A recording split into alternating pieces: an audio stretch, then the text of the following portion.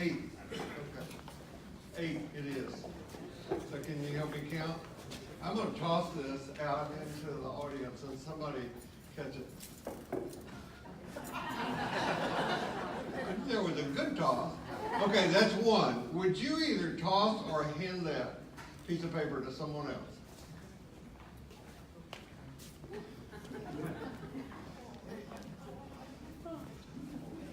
That's 2. Okay, would you either hand it or, that's 3. Would you either hand it or toss it to somebody else? It's just a piece of paper, folks. That's 4. Would you hand or toss it? That's 5. Would you hand or toss it? Bang. That's 6. Would you hand or toss it? That's 7. And that's 8. You got it. You got it. That's 8. So you are the recipient of Michael Dowd's book, Thank God for Evolution.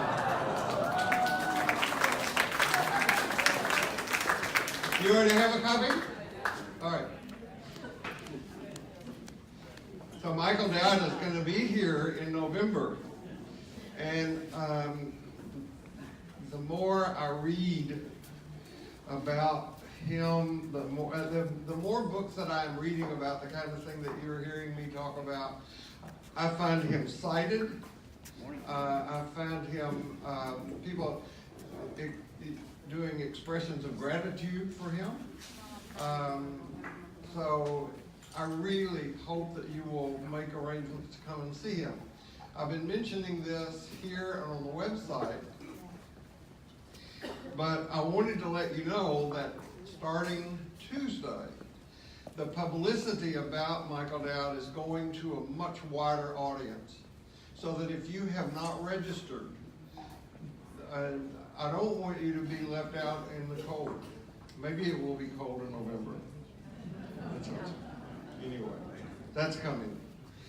Thank you for the flowers. Some of you have not a clue what I'm talking about.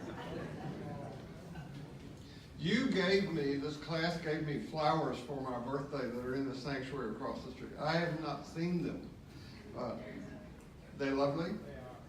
I'm going to take them home after church. They're mine, right?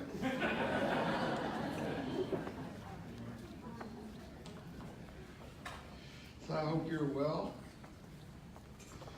Thank you for that. Thank St. Paul's for the fact that we are able to be here. So remember, no matter who you are, no matter where you are on your spiritual journey, you are welcome here.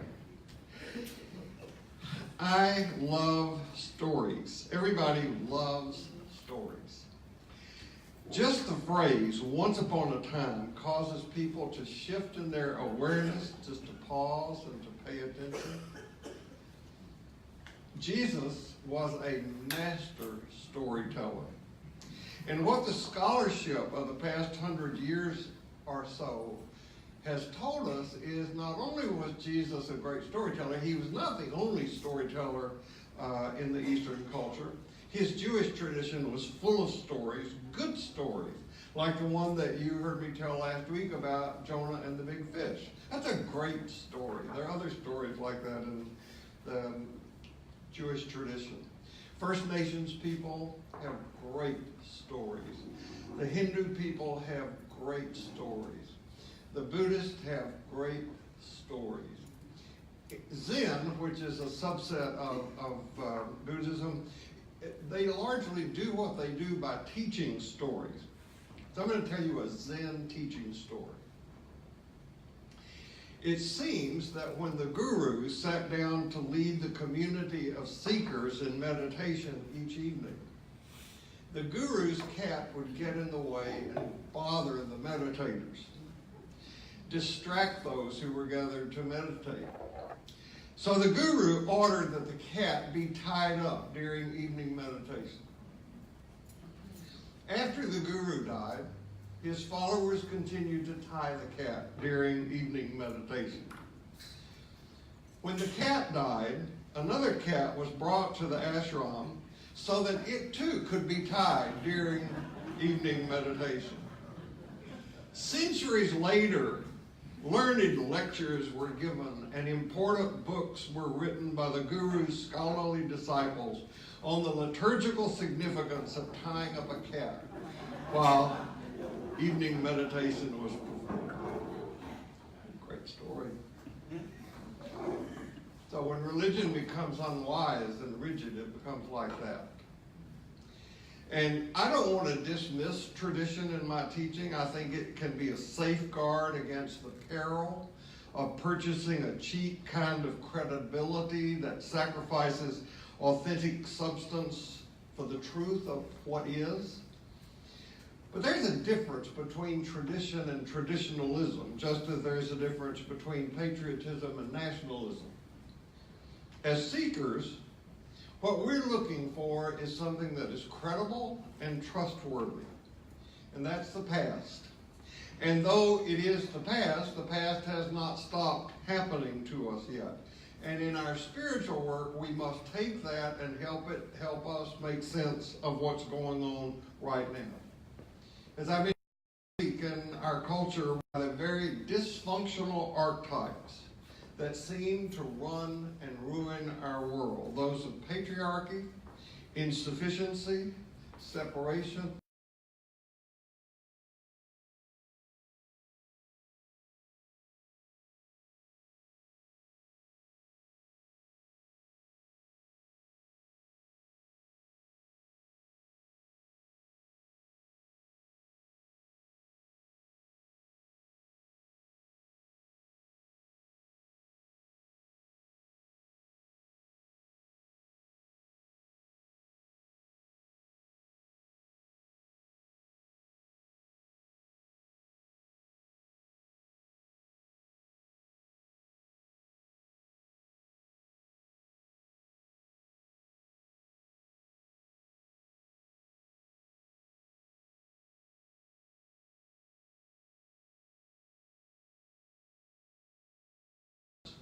present to intelligent heart.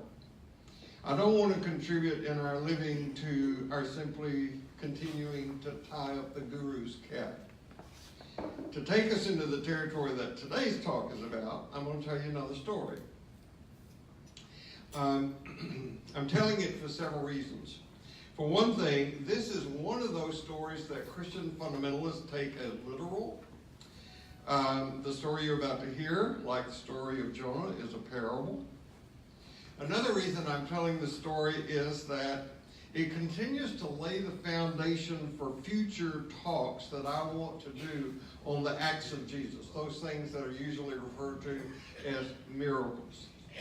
And also this story speaks directly to the conditions in our world and country. And I think it suggests a path forward for our healing. So I'm calling this talk that I'm offering today, Getting Out of the Vicious into the Virtuous Story. Cycle. Okay, here's the story. There once was a rich man, expensively dressed in the latest fashions, wasting his day in conspicuous consumption. A poor man named Lazarus, covered with sores, had been dumped on his doorstep. All he lived for was to get a meal from scraps off the rich man's table. His best friends were the dogs who came and licked his sores. This is one from one of those tympanums. This one I took in France. You know, the things above the cathedrals, the churches. This one comes from the late, like 1085, 1095, somewhere in like that. Think about people who had the wisdom, the skill to lay a foundation, to build a cathedral, that huge thing, and then to carve it so ornately. These were not stupid, backward, ignorant people. They knew what they were doing. So this is Lazarus right here. And the rich man dining sumptuously, and there's a dog. Then he died, this poor man, and was taken up by the angels to the lap of Abraham. This is a parable now. Right? The rich man also died and was buried. In hell and in torment, he looked up and saw Abraham in the distance and Lazarus in his lap. He called out, "Father Abraham, have mercy, have mercy. Send Lazarus to dip his finger in cool water to cool my tongue. I'm in agony in this fire." But Abraham said, "Child, remember that in your lifetime you got the good things and Lazarus the bad things. It's not like that here. Here he's consoled and you're tormented. Besides, in all these matters, there is a huge chasm set between us, so that no one can go from us to you, even if he wanted to, nor can anyone cross over from you to us." I don't know who painted this, but if you go on the internet and look for paintings or images of the rich man and Lazarus, you'll find there are many. There's a prominent theme in Renaissance art and other places.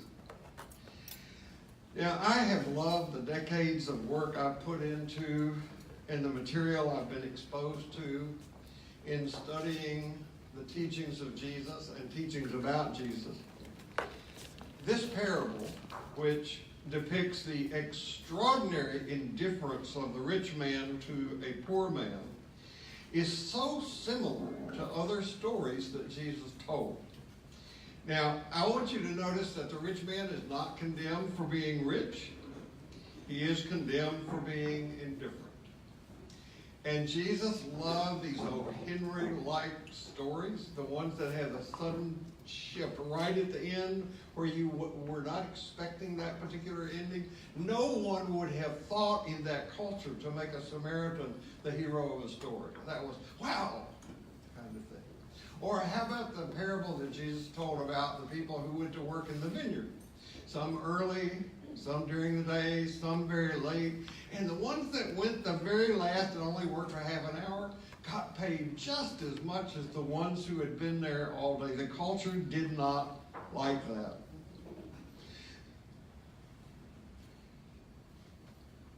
This is an important parable. I don't know if you will remember this when we finally get there.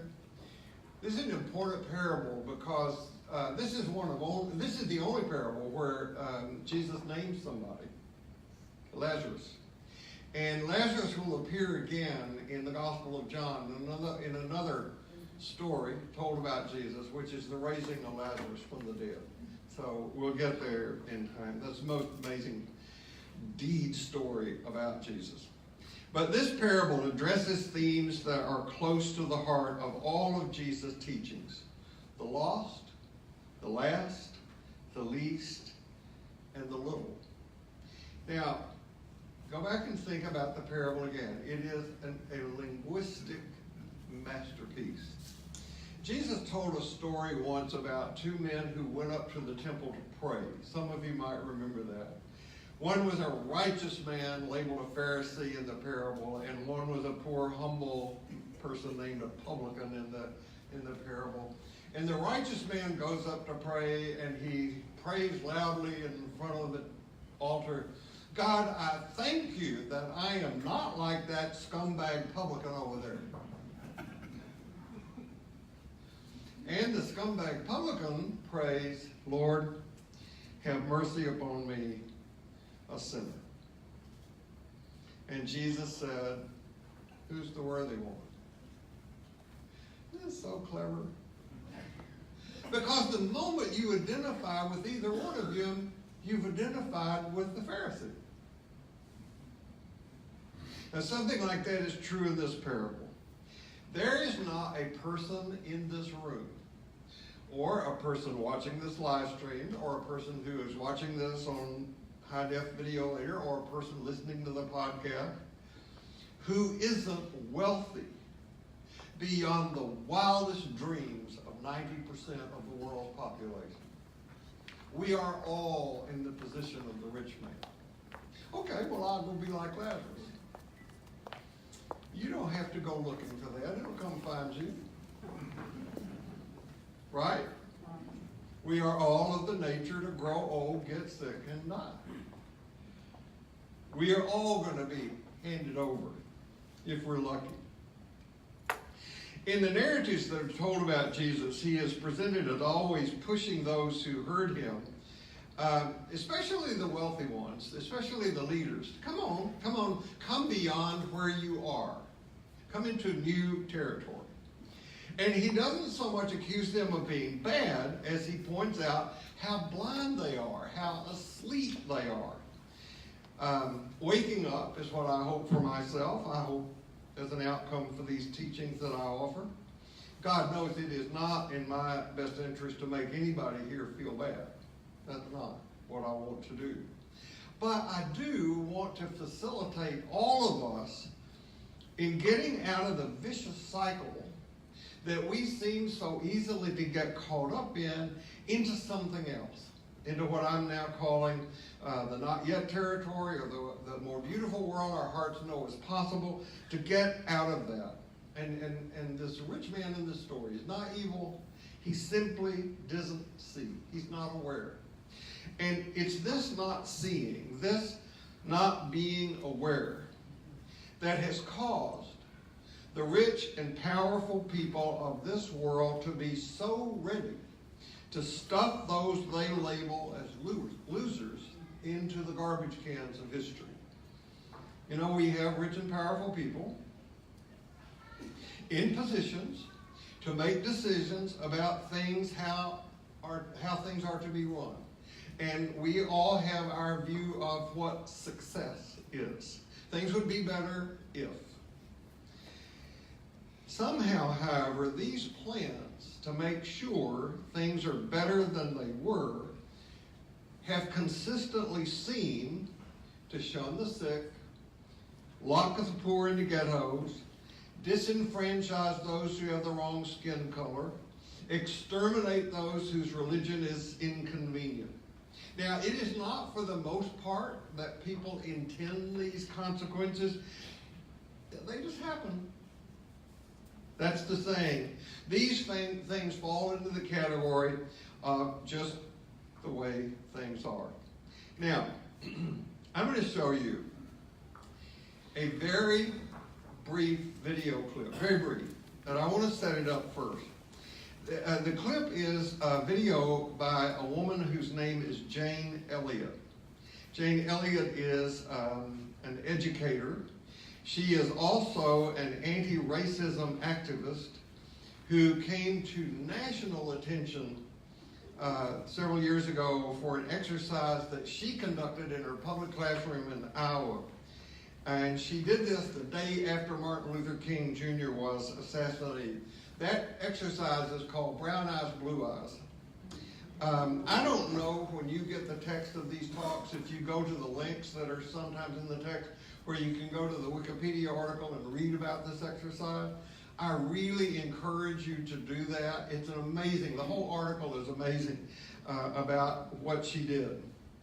And so she has concluded, and she has shown time and time again, that simply talking about racism would not and does not allow her all-white audiences to comprehend fully racism's meaning and effects.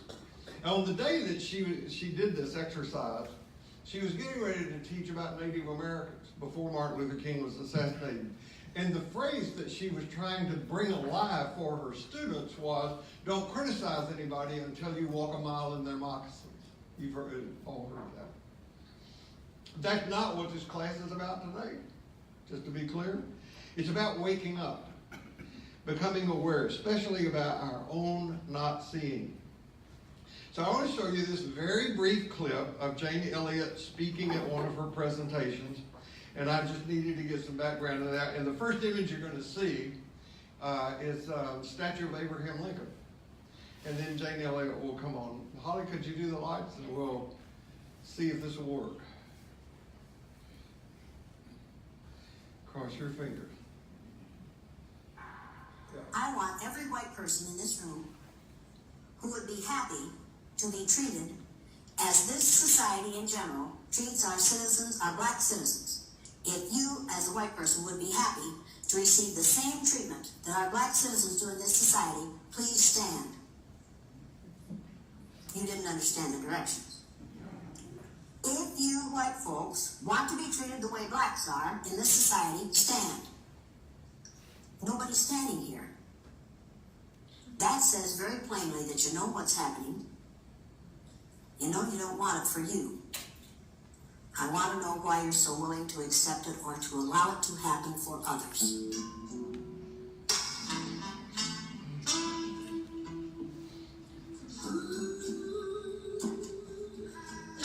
Kind of glad I didn't have her for a teacher.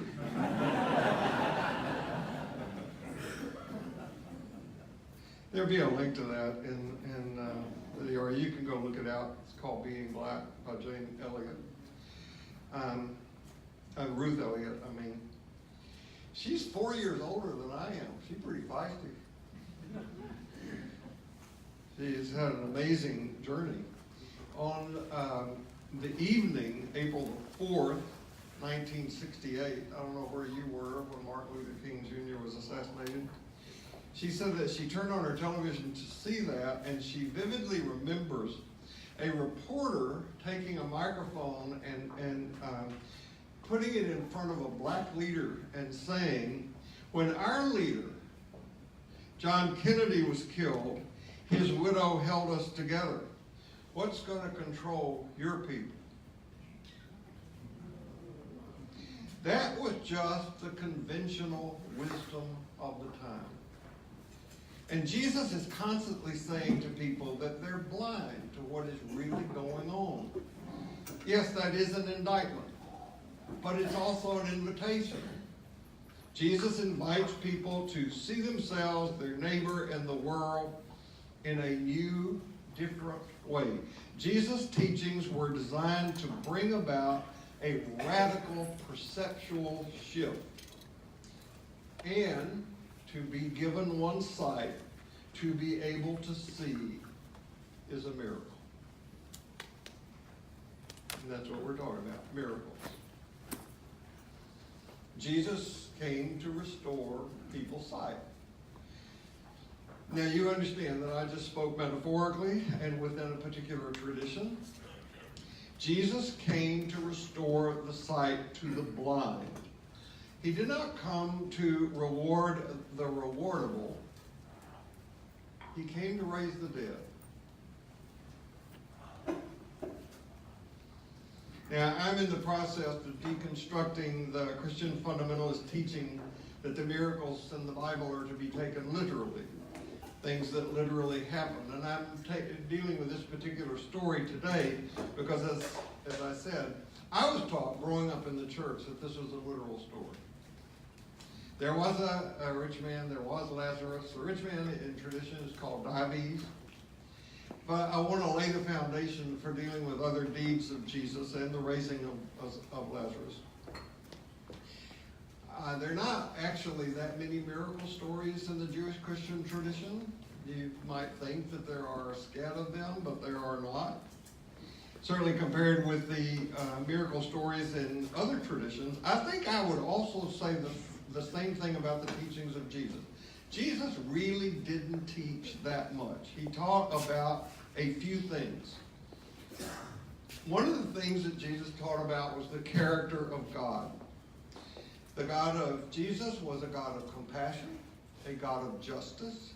And what Jesus meant by justice was not retributive justice, which we practice in our culture, but distributive justice. There is a place for the table, at the table for everyone. As someone has put it, if you're not welcome at the table, you're probably on the menu. Metaphorically. So, Jesus taught a few things. He taught about the character of God, and he taught about the way to experience this God and this God's character in the world. Jesus said there are two ways to do this. And one of the ways to do this is what Jesus referred to as the broad way, and the other is the narrow way. We'll talk about the broad way. Now, if you grew up in with a religious background. Maybe it's not. But most people think that the Broadway is doing bad stuff. And what I was taught as a kid growing up in a Southern Baptist church in Tennessee, that bad stuff was drinking, dancing, gambling, going to the movies on Sunday, having sex outside of marriage, maybe having sex. Jesus didn't see it that way. For him, the Broadway was just the way most people live. I remember not too long after 9/11, we were traveling in Turkey. And I think this was our second or third time to be in Turkey. And we were with a tour group, and the motor coach that we were on stopped at a place where Sherry and I had been twice before. I didn't feel really need to go, so I hung back and talked with our guide, who was a female, who wanted the chance to go behind the bus and smoke a cigarette. And I didn't smoke, but I did want to go behind the bus and get to know her better, find out how she got to doing what she was doing and all that sort of thing. And so we began to talk. And at some point, we talked about 9/11. And some point, she said something like this. She said, you know, I think we all want the same things. We want to be safe. We want our families to be safe. We want our children to have a good education and a chance to make their way in the world. We want to come home at the end of the day and enjoy our families. It's the politicians who screw things up. Now, I think I could say that of my neighbors. I think I could say that of you. We all pay our taxes. We obey the laws. We want the best for our children. We want our neighborhoods to be safe. We want to be able to be safe ourselves. Indeed, I think for most of us, most of our time, our lives are structured around the conventions of our culture. These are the things we just take for granted. These just think this is the way life is. And we come to believe that this is how life should be lived. Indulge me one more travel story, personal travel story. We were in Paris, and I think she's gone to choir now. My beautiful bride has an overactive travel gene, and she can't help it. She was born that way. So we traveled. In a few weeks, we'll go to the Balkans. But on this particular trip, we were in Paris, and before we left to go to Paris, Sherry had arranged for us to have a walking tour, and with an English guide, and we were in this section of Paris around Sacré-Cœur. I've been to Mass there, got a rosary from there. It's a beautiful place. And the guide that we engaged was an African-American jazz musician from London who was trying to make it in Paris, but he spoke English. And so it turned out that there were just two couples on this walking tour. A day kind of like today, and people didn't want to get rained on, so that was fine. And I don't know if you have or have not been to Paris, but the streets are just amazing to walk by for me, because you go to a cheese shop, a bread shop, a meat shop, a greengrocer, a fruit shop, and you put enough of those things in your backpack and you can spend the day.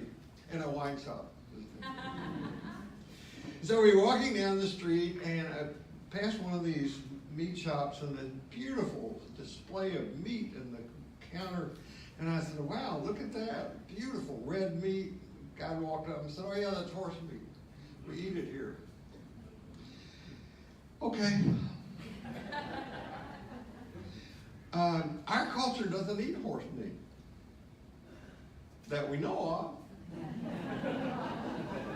Some cultures do. Some cultures eat cats, dogs, guinea pigs in Peru.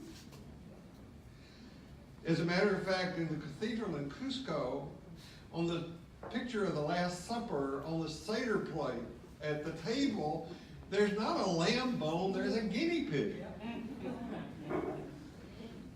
I don't think Jesus ate a guinea pig, but...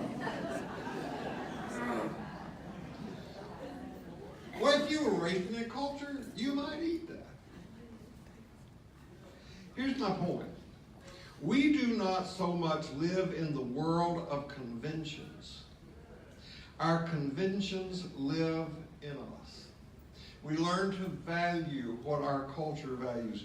We learn to go for, to pursue what our culture tells us important. We see the world as our culture teaches us to see the world. And our culture tells us that what we see is the truth. Now, Jesus' stories were mostly focused on getting people to see. We'll come to some of his healing miracles. He wanted to restore people's sight. In this story that I'm looking at today, the rich guy was blind. He didn't see. He was not a bad guy. He just didn't see, like most of us, most of the time. It is not hard to walk the broad, easy way. I do it a lot. So Jesus taught that there were two ways to live. The broad, easy way and the straight and narrow way. It's very hard for us to hear this without thinking about morality. And it does have something to do with morality. But we can't earn or prove our way to virtue. Virtue is about seeing. That's what this parable is about, seeing with the heart. This parable is not about what happens to us after we die. It is not about reward and punishment. It's about the fact that there was at this rich man's doorstep every day an opportunity for him to experience and express the heart of compassion. And he didn't see it. Jesus has a line where he talks about the blind leading the blind. That's a ridiculous metaphor. Blind people can't lead blind people. But our culture's full of it. In churches, in politics. We think if we wake up to see that, and we think, oh, okay, I see now. But when we do see, our primary occupation seems to be to changing the way other people see. And he had a parable about that too. Why don't you take the speck out of before you try to take the speck out of somebody else's eye, why don't you take the log out of your own? Go back to Janes Elliott video. We see but we don't see, and how we see makes all the difference on the spiritual journey. I'm going to devote the whole next class to the complexity that this is. I'm calling it setting a trap for God. On the one hand, this is so mysterious, it's so mystical, it is so mind-blowing that you cannot put it into words. What it is that each and every one of us, rich man and poor man alike, are all part of an incomprehensibly vastness. And there's no separation among those of us who make it up. And our spiritual journey is simply about awakening to that simple fact. Awakening to the consciousness from which we have arisen. We haven't left it. We've just gone unconscious about it. We've just gone blind about it. So, what did Jesus teach? You know, when you die and go to heaven, you're going to be asked these questions.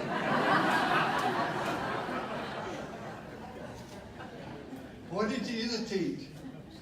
The character of God. God, the God of compassion and justice. And Jesus taught also about a way to live, a way to experience and express this. I think we can't comprehend this love and justice.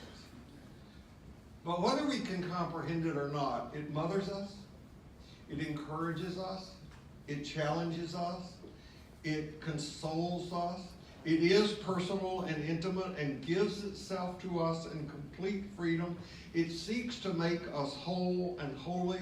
It seeks to heal us from the wounds we get in the process of being human. It is not a head trip. And it is incomplete. It is until we become like God in being compassionate and loving and living out of this love in all of our relationships to all of God's children.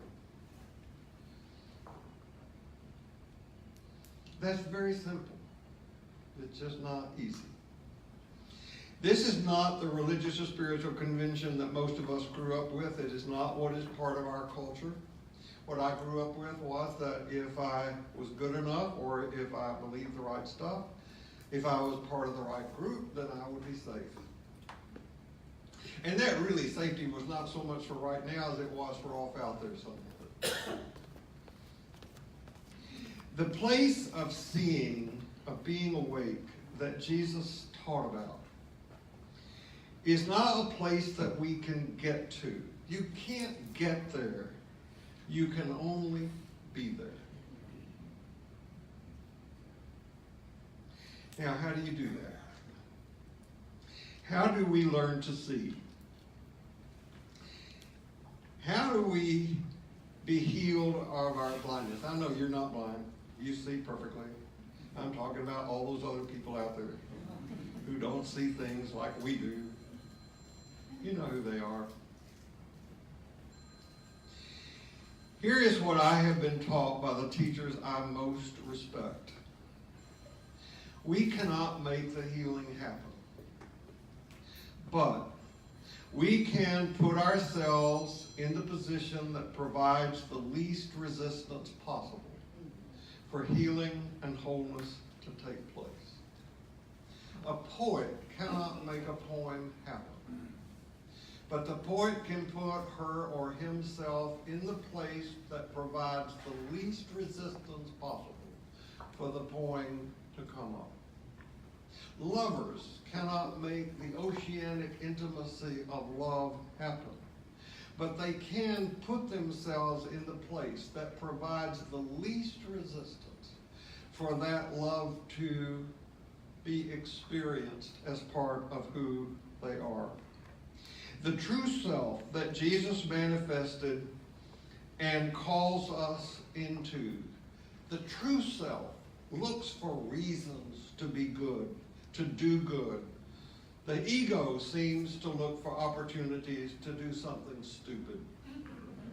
And the more unconscious we are, the more this seems to be the case. The writer A.D. Dillard wrote, "The mind wants to know all the world and all eternity, even God.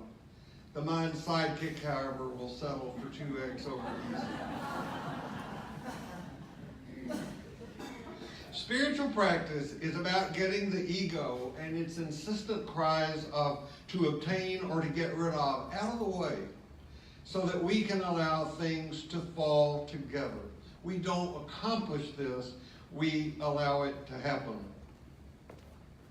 So, it seems to me that in order to experience the miracle of healing, to get out of the vicious cycle into the virtuous cycle, there are 2 things required. Just 2. You can remember this. First of all, here it comes. You have to have a practice. Now, it probably should include a number of things, practices that engage your head and your heart. Spiritual practice is whatever you do and what you enter into with your whole heart that you use as a way of awakening, of seeing, of experiencing, and sustaining your awareness of your inherent wholeness and holiness and the wholeness and holiness of everyone else. That's it. Now, I'm going to amplify on this next week at length.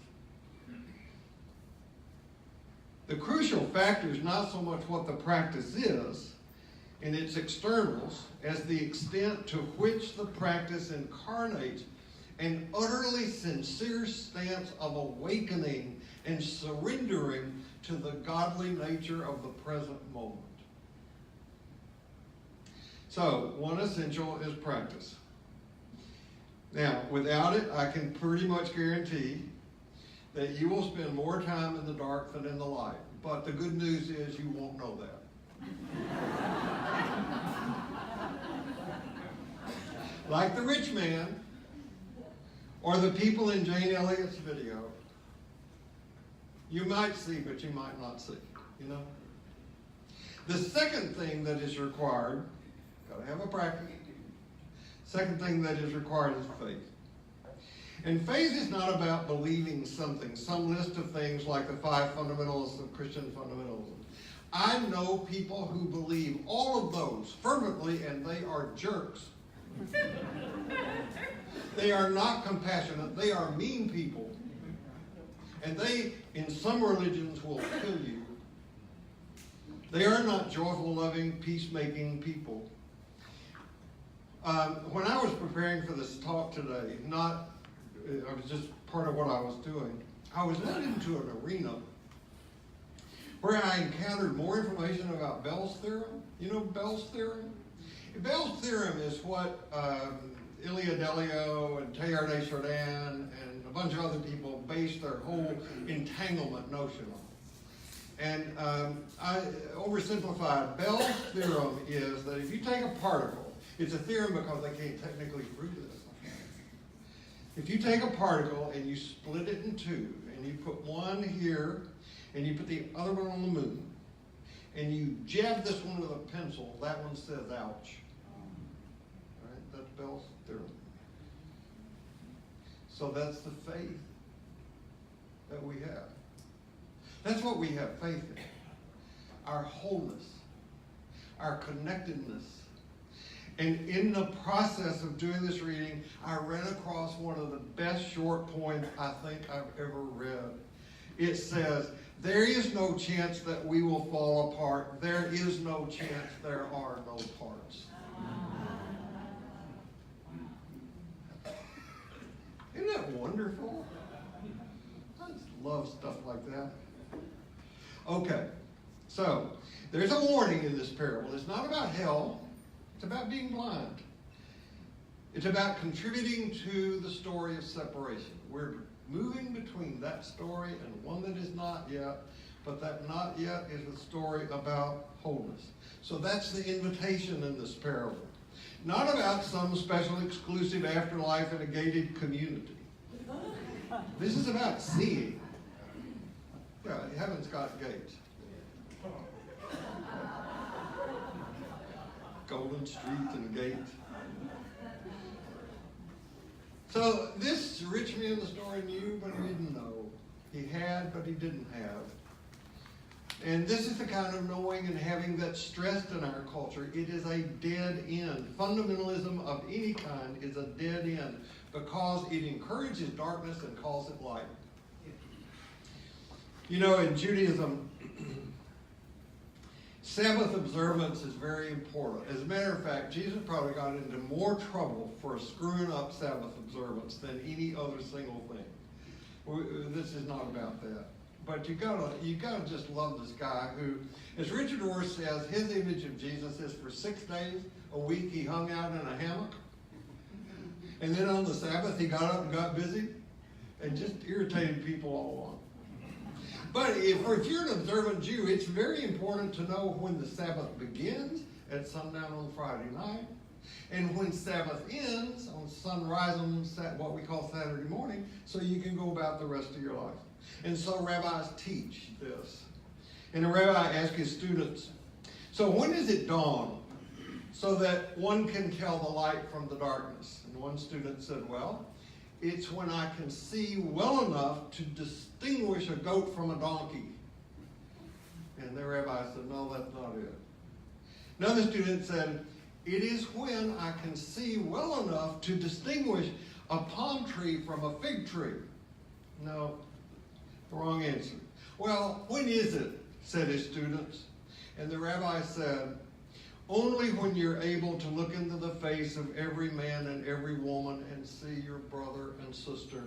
Only then have you seen the light. Until then, you are still in the darkness.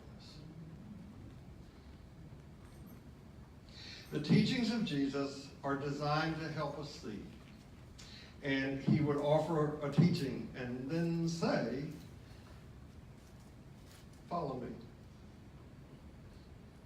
No matter where you go this week, no matter what happens, remember this, you carry precious cargo, so sit and watch your step, and I will see you here next week. Thank you.